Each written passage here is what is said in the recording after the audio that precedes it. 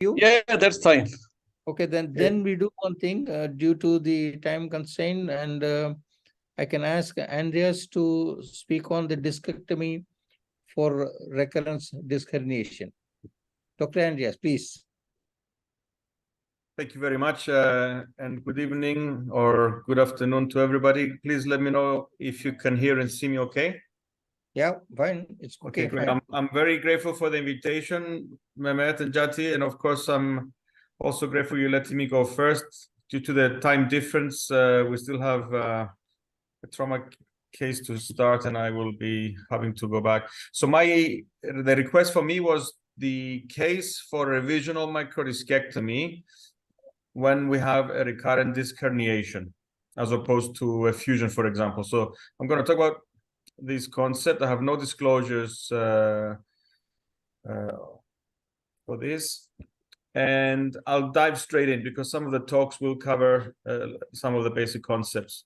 So what are the options? So if we have someone with recurrent disc herniation after already one operation, we can, of course, follow a conservative plan, offer pain management with medications, physiotherapy, injections, and so on. Another option is to consider revisional surgery, and a common option is a revisional microdiscectomy.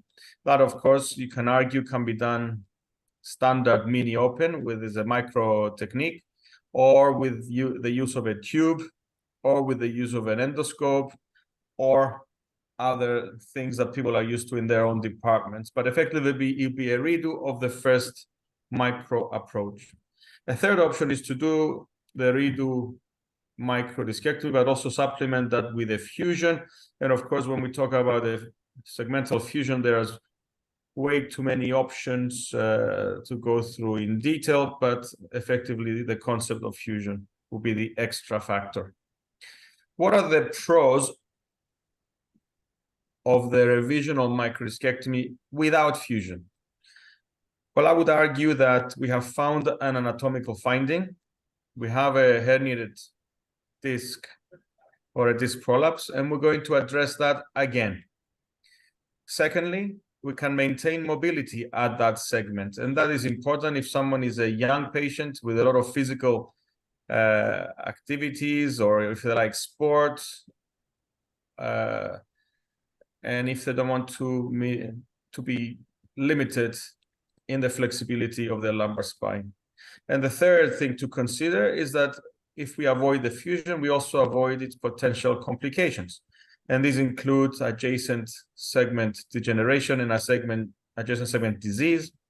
We avoid a longer operation. We avoid a longer hospital stay. We avoid more blood loss, and we avoid a longer recovery. So those are the basic reasons why I would consider a revisional microdiscectomy. Of course, there are caveats, and the caveats are in relation to the patient's characteristics, body mass index, if they smoke or not, some radiographic factors, how much segmental degeneration is there, the quality of the facets, the end plates, and so on. Another question: what are the cons? We talked about the pros of revisional microdiscectomy without fusion. What are the cons against this option? Well, we know that sometimes a revisional microdiscectomy approach will probably remove a little bit more bone and undermine the facet a little bit more, so we could potentially destabilize that joint and that segment, and we are chancing, in other words, allowing the possibility and the risk of a further procedure later on and a longer disability. However, this is where I would say, what is really the disadvantage in quantifiable terms? Do we know for a fact what is the quantifiable disadvantage of a redo decompression without fusion? And what is the chance of needing a fusion? And again, another question: what is the chance of needing further surgery for adjacent segment disease, not degeneration, adjacent segment disease, if fusion has been performed? So if we do go ahead and go for a fusion, we are then introducing new variables, new biomechanical variables that also predispose our patient to potential further procedures. And these are the two things which, what are the chances of a further procedure with a decompression alone versus fusion? And that has not been addressed satisfactorily, in my opinion. If we actually go back a step and ask ourselves, what are the risk factors for recurrence? Because if we can address the risk factors, maybe we can minimize the risk of recurrence. But recent studies are now trying to employ machine learning and artificial intelligence. I won't go through the details of this, but this is a well-designed machine learning study, looked at over 2,000 patients, identified some significant risk factors for reherniation after initial lumbar microdiscectomy, but they do admit that this is only early steps and needs further validation.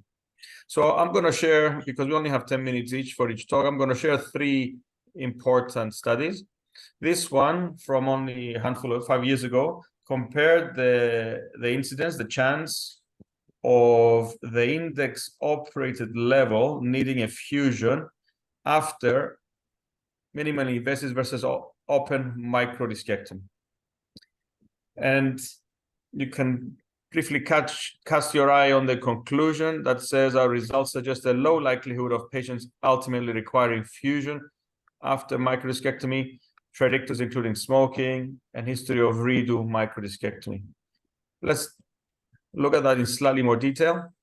So the rate of patients after open microdiscectomy or standard microdiscectomy who required later on a fusion was 10% in this small group at an average time of 20 months. On the other hand, if we look at those who had a microdiscectomy via an MIS approach, such as a tubular approach, the rate of index fusion was a bit less at 4%, at an average 19 or 20 months. Again, this was not statistically significant.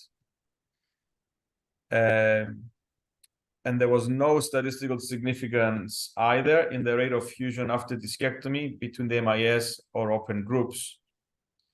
So we're none the wiser here. If we look at the table, looking at the approach and the redo discectomy risk plus the fusion necessity later, you can see that there is no statistical significance in the p-values. At a different study, admittedly 10 years ago, the differences in the surgical treatment were looked at of recurrent lumbar disc herniation among spine surgeons in the US. Now, arguably, the US setting is not representative of all of us here today, but it is a study that looks at a homogeneous or allegedly a homogeneous single country, which in itself shows a huge variation of practice. And therefore, I would expect even more variation amongst ourselves here and worldwide. But the summary is on the right. And you can see here that those who were in practice for 15 years or more, in other words, those who are more experienced, were more likely to go for a revisional microdiscectomy rather than a fusion.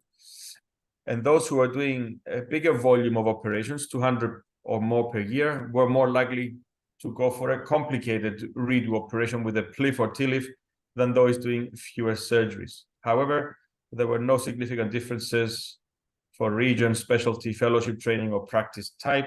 And their conclusion is there is huge variation in practice, which is reasonable to admit. And finally,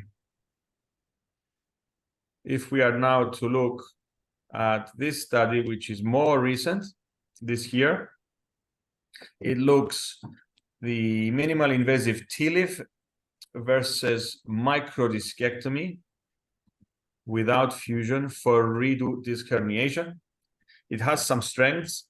It's a prospective study, it's a comparative study, but it also has some limitations in that it's only 90 patients, which means about 45 in each group. One group, as I said, TLIF, another one, a redo microdiscectomy.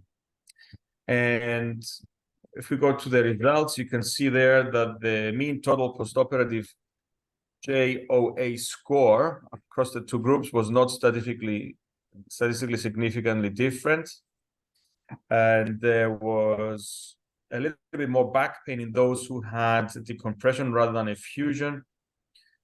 But the group with the micro discectomy had higher rates of epidural rupture, postoperative neurological impairment, at the same time, much less blood loss,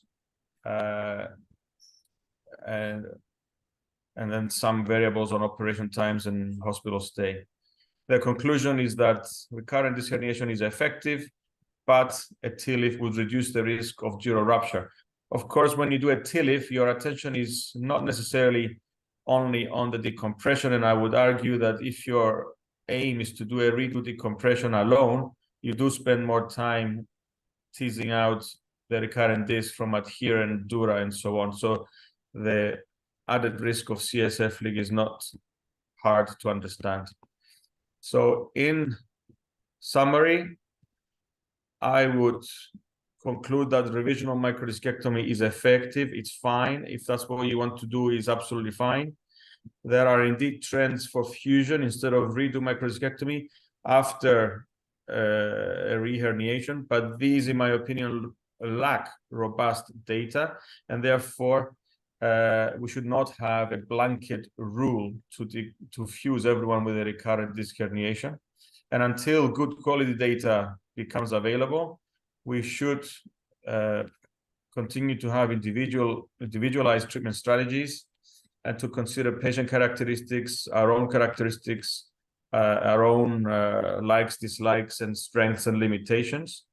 And of course, the last point I want to make is that in 5 years, 10 years, 20 years time, we're still going to have this debate rambling on until we as a scientific community tackle it scientifically and not dogmatically with the appropriate well-designed studies. So thank you for your time, and look forward to hearing the other speakers if I can. Thank you. Thank you. Thank you, Andreas. It was very nice, and you have given a short introduction of the revision surgery with the microsurgical approach, and then the discussion of whether to do a fusion or not. What I personally feel is that we can go ahead with the other talks also, so that